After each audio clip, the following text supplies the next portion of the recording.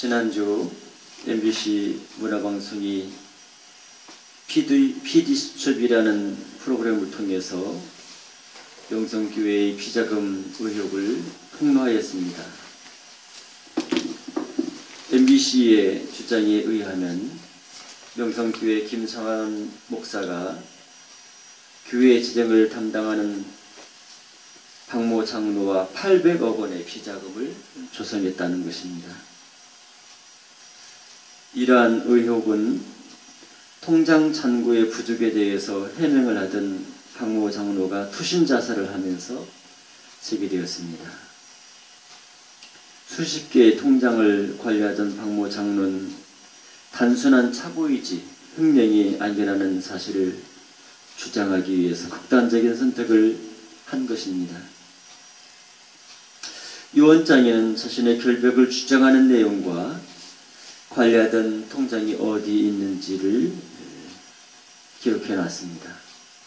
박모 장로의 말대로 승용차 뒤편에서 수십여 개의 통장을 발견했습니다. 통장에 있는 모든 돈을 확인해 보니 800억 원 정도가 되었던 것입니다. MBC PD수첩은 명성교회를 비판적인 사람들의 그런 주장과 같이 김삼환 목사가 800억 원의 비자금을 조성했다고 말한 것입니다. 반면 명성교회는 그 돈이 비자금이 아니라고 주장합니다. 명성교회를 비판하는 사람들이나 MBC PD수첩이 명성교회가 김삼환 목사가 800억 원의 비자금을 조성했다고 한 이유가 무엇일까요? 그것은 김삼환 목사와 박모 목사가 다른 사람에게 알리지 않고 800억 원을 따로 관리하고 있었기 때문이라고 합니다. 반면 명성교회 측은 매년 400억 원가량의 헌금이 들어오는데 명성교회 경상비로 사용하고 남은 그런 이월된 돈을 적립해 놓은 것이라고 말합니다. 통장도 개인 명의가 아니라 명성교회 이름으로 되었으니 비자금이 아니라고 말합니다. MBC PD수첩은 이외에도 명성교회 김삼환 목사의 다른 의혹들을 주장했습니다. 김삼환 목사의 생일이나 명절 때 수천만 원씩의 헌금이 전달됐다는 것입니다. 해외 선교 여행 때는 동행하는 성도들에게 딸을 맡겼어요. 그래서 출국하고 난 뒤에 다시 그 돈을 회수했다고 합니다. 이것은 한 사람이 해외로 나갈 때 일정 금액 이상을 가지고 가지 못하도록 되어 있기 때문에 다른 사람에게 가져가게 하고 나간 뒤에는 다 모아서 김삼환 목사에게 줬다는 것입니다. 이것은 외화 밀반출에 해당하는 범죄입니다. 그리고 명성교회 소유의 부동산이 전국에 많다는 사실도 밝혔습니다. 명성교회 부동산의 총액은 공시지가 기준으로 해서 1600억 원에 해당한다고 합니다. 의혹 제기에 대하여 명성교회는 MBC의 주장을 반박하는 내용을 발표했습니다. 비자금이 아니라 이 월금을 모아 관리했던 것이고 교회의 명의로 되어 있기 때문에 명성교회 재산이라는 것입니다. 이 800억 원은 커다란 선교 프로젝트를 준비하기 위한 것이었다. 이렇게 말합니다. 소유한 부동산도 수양관이나 목회자 자녀 장학관 또 명성교회가 세운 지교회의 부지라는 것입니다.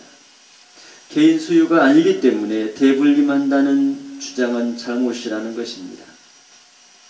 이런 공방을 제3자가 사실관계를 바르게 이해하기는 어렵습니다. 문제는 교회가 이러한 의혹을 받고 있다는 것입니다. 더군다나 명성교회와 같은 큰 교회가 자기 기득권을 내놓지 않으려고 아들에게 담임 목사직을 세습하는 것이 문제입니다. 엄청난 부와 권력을 관리하는 담임 목사직을 물려주면서 십자가를 지은 것이라고 말하면 되겠습니까? 하나님과 하나님 나라를 생각하기보다 자기 아들에게 대형교회 담임 목사직을 물려주는 것은 문제가 아닐 수가 없습니다. 목사는 하나님의 종입니다. 하나님 나라와 복음을 위해 살도록 부름받은 자입니다. 그러므로 하나님께서 맡겨주신 성도들을 섬겨야 합니다. 그런데 목사가 되고 원로 위임 목사가 되어서 하나님을 섬기고 성도를 섬기기보다 자기의 욕심을 부리는 사람이 있습니다. 말로는 하나님을 위해 이렇게 하고 저렇게 한다고 합니다.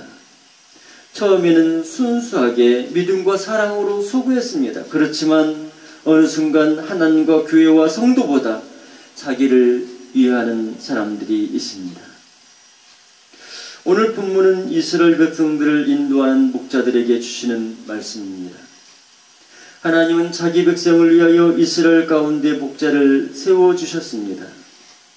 여러분은 목자의 모습이 어떠해야 한다고 생각하세요? 목자는 어떤 사람이 목사는 어떤 사람이어야 될까요? 정직한 목자가 아니에요. 또 좋은 목자, 착한 목자, 사랑하고 섬기는 목자, 정직한 목자 이렇게 되어야 된다고 생각할 것입니다. 맞습니다. 양을 인도하는 목자는 그래야 됩니다. 예수님은 자기를 선한 목자라고 하셨습니다. 선한 목자는 양을 알고 사랑하고 수고하고 희생한다고 말씀하십니다. 목자는 양을 이렇게 사랑하고 돌봐 주어야 합니다. 그럴 때 양은 풍성한 은혜를 맛보며 평안히 살 수 있습니다. 시편 23편에서 다윗은 선한 목자의 인도를 받는 자기의 만족스러운 상태를 설명합니다. 여호와가 목자이기 때문에 부족함이 없다는 것입니다. 목자는 양을 푸른 초장에 누이고 쉴 만한 물가로 인도합니다. 영혼을 소생시키고 의의 길로 인도합니다. 그러기에 사망의 음침한 골짜기를 다닐지라도 목자가 있으니까 두려워하지 않고 염려하지 않는 것입니다. 그러나 모든 목자가 그렇게 선할까요? 아닙니다. 선한 목자와 구별되는 나쁜 목자가 있습니다. 우리는 이러한 목자를 싹군 목자라고 하고 더 강하게 나쁜 목자라고 심지어는 늑대나 일이라고 말할 수도 있습니다. 목자이면 다 같은 목자가 같은데 선한 목자가 있고 나쁜 목자가 있는 이유가 무엇일까요? 그것은 어떻게 자기가 맡은 양을 인도하고 돌보느냐에 달려 있습니다. 선한 목자는 양을 위해 목숨을 바쳐서 양을 돌보고 또 희생하고 합니다. 그러나 악한 목자는 자기 이익을 위해서 양을 이용하고 양을 흩어버리고 양을 잡아먹는 거예요. 오늘 예레미야 23장 1절 말씀을 함께 읽어보겠습니다. 시작. 1절 말씀 시작. 여호와의 말씀이니라. 내 목장의 양떼를 멸하며 흩어지게 하는 목자에게 화 있으리라. 여러분, 이 말씀이 무슨 말씀인가요? 하나님은 자기 양떼를 돌보기 위해 목자를 세우셨습니다. 근데 오늘 본문은 도리어 목자가 하나님께서 맡겨주신 양을 흩었다는 거예요. 양을 돌보고 양을 먹으라고 하나님이 목자를 세우시는데 목자가 양을 흩어요.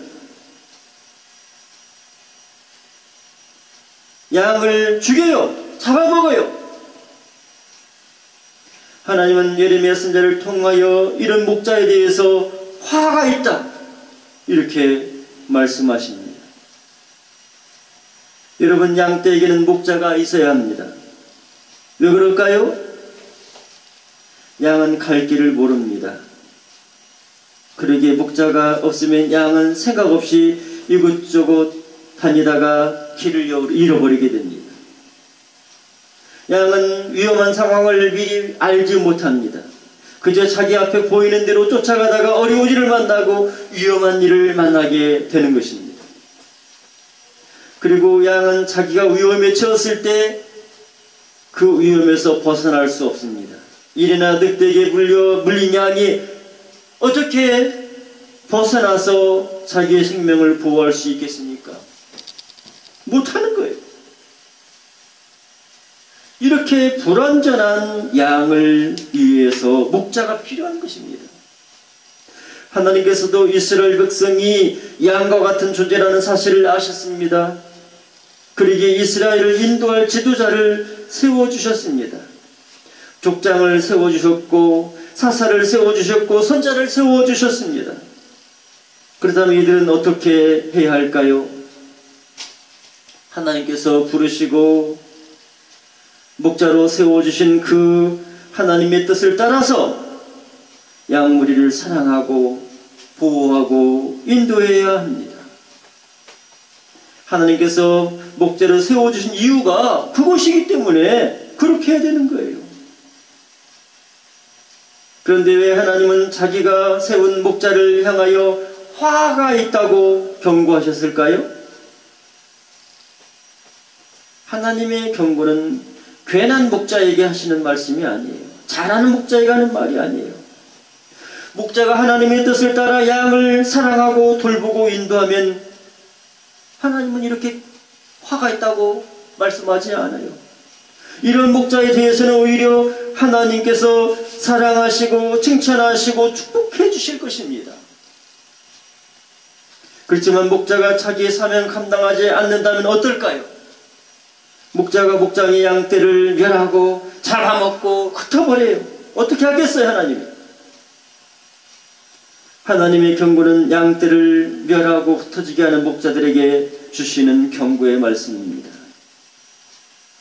하나님께서 이러한 목자들에게 대하여 어떻게 말씀하시는지 예레미야 23장 2절 말씀을 같이 읽어보겠습니다. 시작. 그러므로 이스라엘의 하나님 여호와께서 내 백성을 기르는 목자에게 이와 같이 말씀하시니라. 너희가 내 양떼를 흩으며 그것을 몰아내고 돌보지 아니하였도다. 보라, 내가 너희의 악행 때문에 너희에게 보응하리라. 여호와의 말씀이니라. 아멘. 하나님은 양을 사랑하고 보호하라고 목자들에게 양무리를, 자기 백성된 양무리를 맡겨주셨습니다. 양들을 인도하여 좋은 꿀을 먹이고 양육하라고 하시는 거예요. 양이 위험이나 양을 위협하는 일이나 늑대로부터 양을 지키고 보호하라고 목자의 사명을 주시고 보내주신 것입니다. 이런 하나님의 뜻을 따라서 하나님이 맡겨주신 양무리를 돌보는 것이 목자가 해야 되는 일인 거예요. 그런데 그 목자가 도리어 양을 흩어버리고 몰아내고 돌아보지 않고 도리어 잡아먹고 사지로 몰아내고, 어떻게 그럴 수 있겠어요? 그래서 하나님께서는 이런 목자에게 화가 있다고 경고하신 것입니다. 여러분, 목자는 양을 돌보아야 합니다. 그것이 목자에게 주신 하나님의 사명입니다. 목자는 하나님을 위해 있고 양을 위해 있는 것입니다. 그런데 목자가 양을 사랑하지 않습니다. 양에 관심을 기울이지 않습니다. 그러면 양이 어떻게 될까요? 양은 마르게 될 것입니다.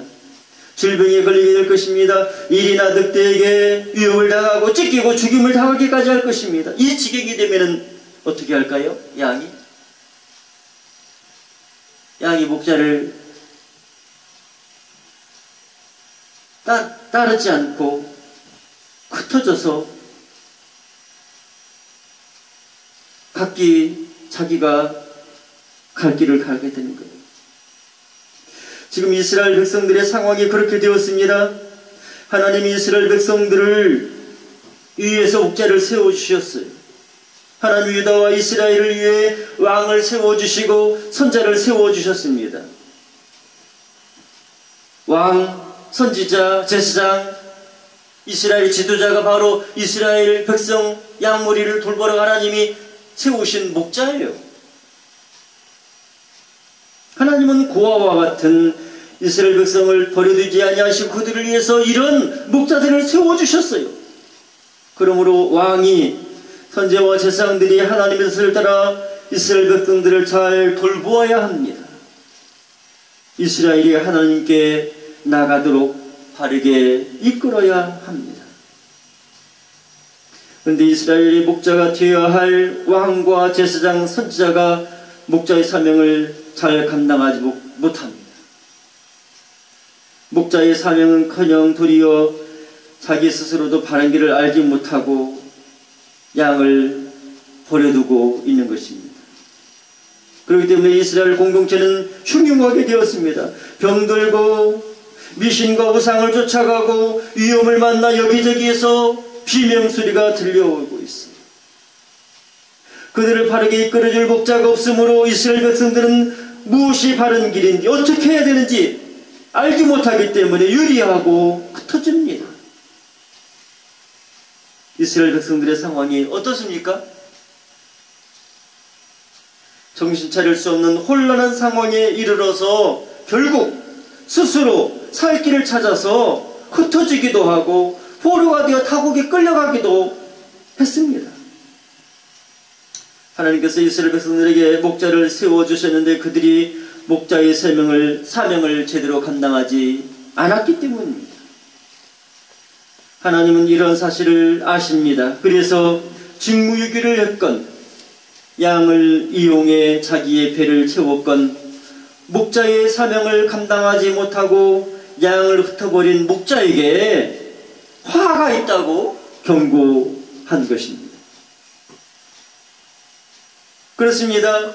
유다와 이스라엘을 위해 세운 목자가 오히려 이스라엘 백성들을 흩어버렸습니다. 이스라엘 양무리는 각자 도생의 길을 나선 것입니다.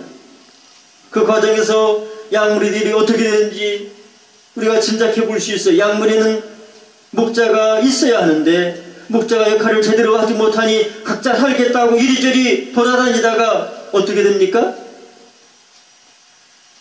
어떤 양은 죽고 어떤 양은 미혹을 당하고 어떤 양은 일이나 늑대에게 먹히기도 하고 이렇게 되는 거예요.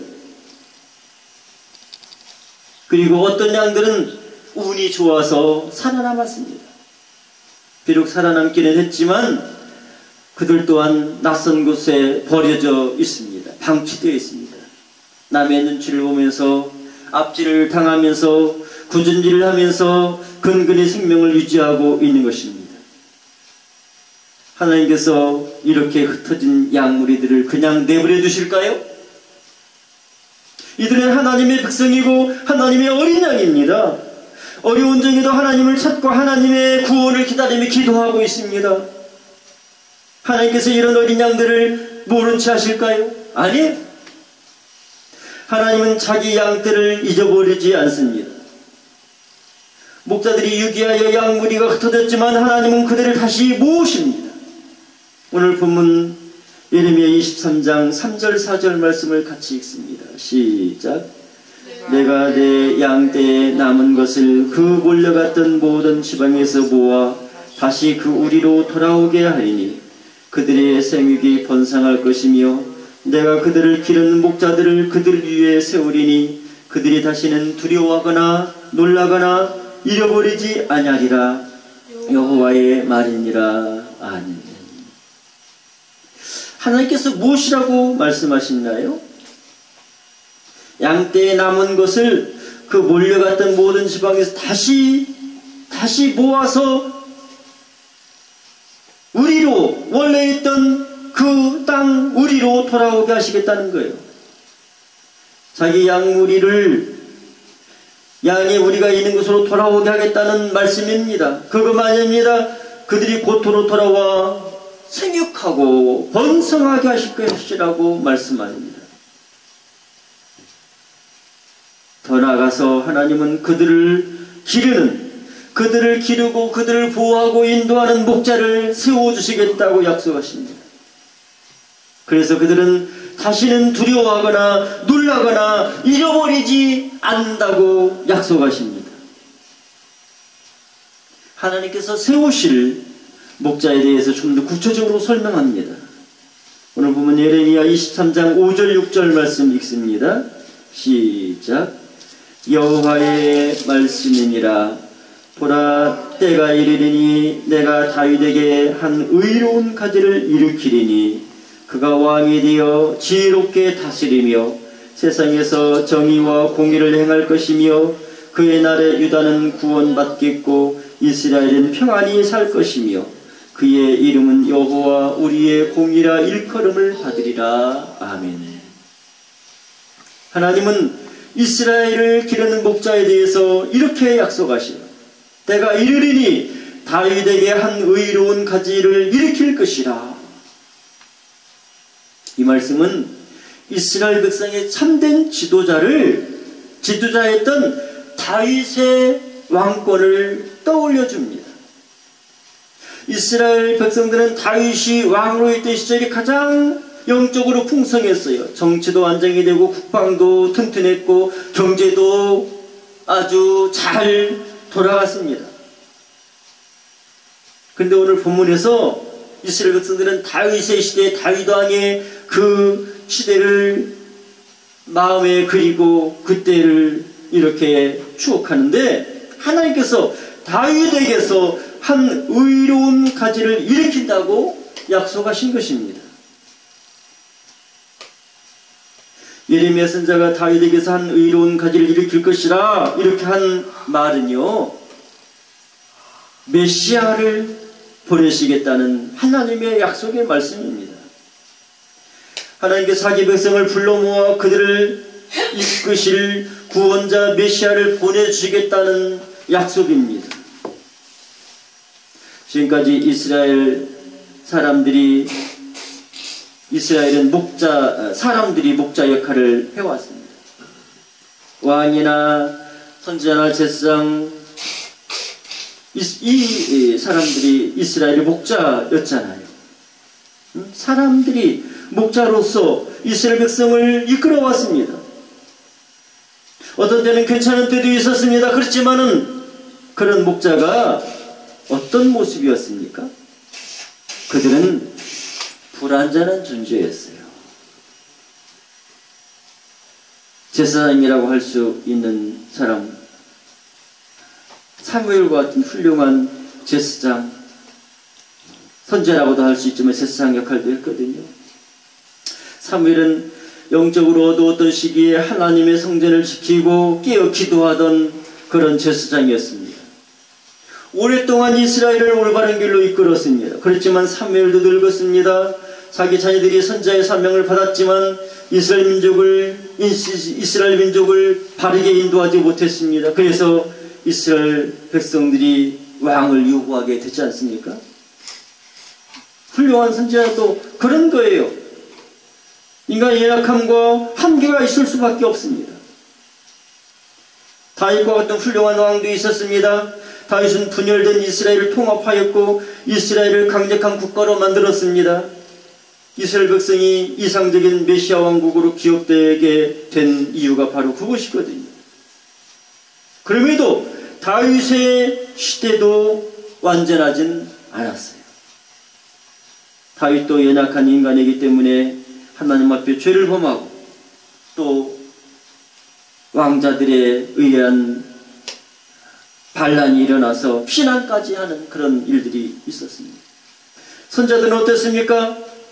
하나님의 말씀을 듣고 전했던 선자들이 있습니다. 이사야, 예레미야, 에스겔, 다니엘 이외에도 많은 소선지들이 있습니다. 또 잠깐 간단히 언급되고 그런 언급조차 없는 무명의 선자들이 있었습니다.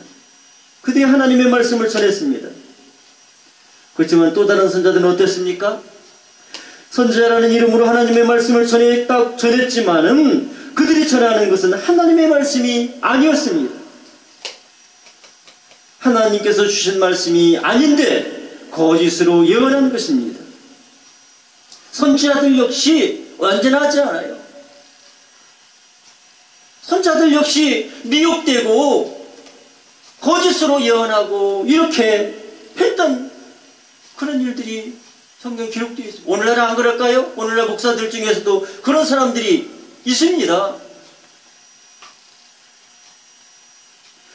그런데 하나님께서 이스라엘 백성을 흩어졌던 곳에서 모아 오시겠다고 약속하십니다. 그들을 향해 우리인 고토에 돌아오게 하겠다고 말씀하십니다. 하나님은 그들이 생육하고 번성하실 것이라고 약속했습니다. 이 모든 것은 하나님 나라의 회복을 약속하신 것입니다. 더 나아가 하나님은 하나님 나라에 거할 이스라엘 백성들을 위해 이상적인 메시아를 약속하셨습니다. 다윗에게서 한 의로운 가지를 일으킬 것이라고 말씀하셨습니다. 지금까지 하나님께서 세워주신 목자들은 불완전한 인간이었습니다. 그래서 이스라엘이 지금까지 어려움을 겪어왔습니다. 잘 감당했던 목자들도 있지만은 잠깐이었어요. 많은 경우에 있어서는 목자가 양을 보호하고 양육하고 인도해야 하는 상황에서 제 역할을 감당하지 못했습니다. 그래서 결국 하나님의 백성인 양무리가 상하고 죽고 흩어지고 하나님의 뜻을 거스리고 잘못되고 죄를 범하고 그래서 이스라엘이 멸망을 당하여서 포로로 여기저기 흩어지게 되는 그런 상황이 된 거 아닙니까? 하나님이 세워주신 목자라 할지라도 사람은 완전하지 못하고 연약하여 그릇될 수 있다는 사실을 보여줍니다. 그러나 이런 가운데서도 이스라엘은 하나님의 놀라운 은혜를 경험하게 됩니다. 목자의 부재로 말미암아 흩어졌던 이스라엘을 하나님께서 다시 회복시키겠다고 약속하십니다. 흩어진 이스라엘 백성들을 그들의 고토로 돌아오게 하신다고 말씀하십니다.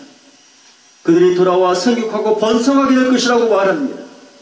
그들이 다시는 흩어지거나 어려움을 당하지 않을 것이라고 약속하십니다.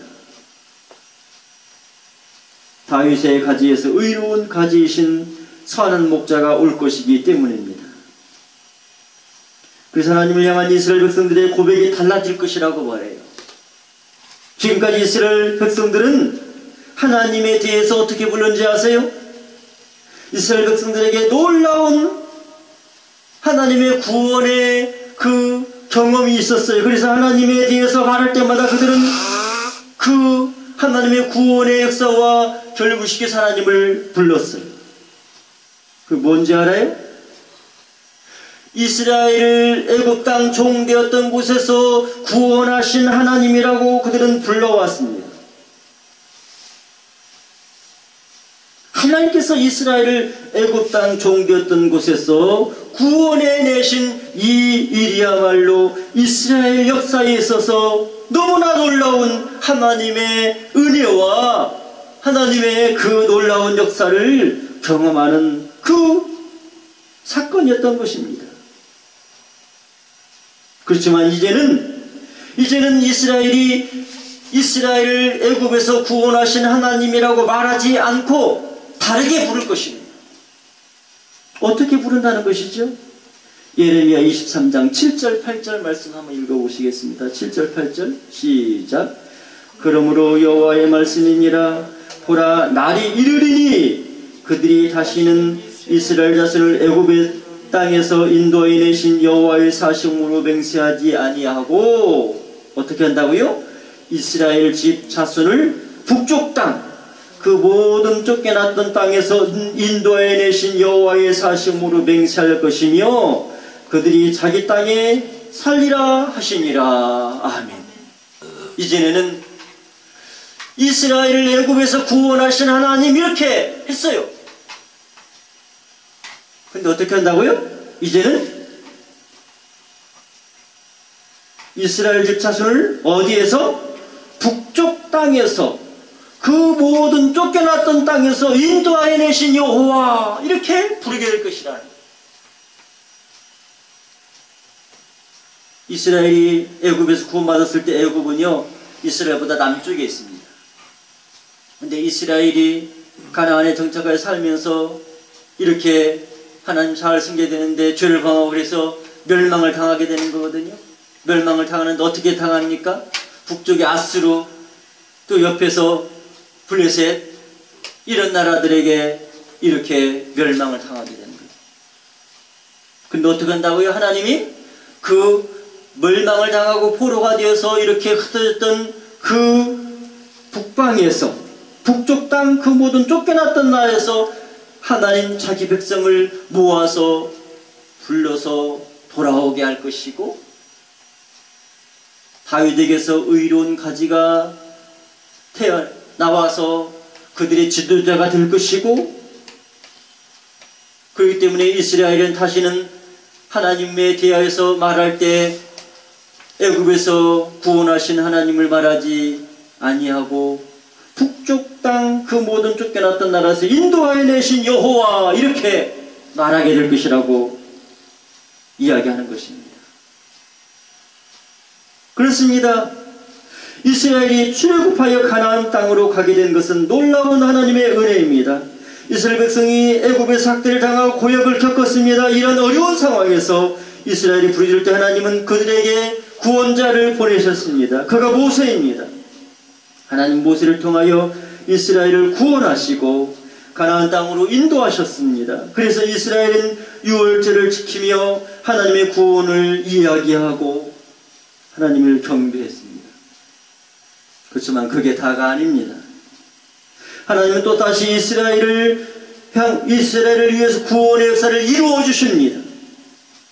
하나님께서 세우신 이스라엘 목자들이 사명을 망각하고 맡겨주신 양무리를 내팽개쳤습니다.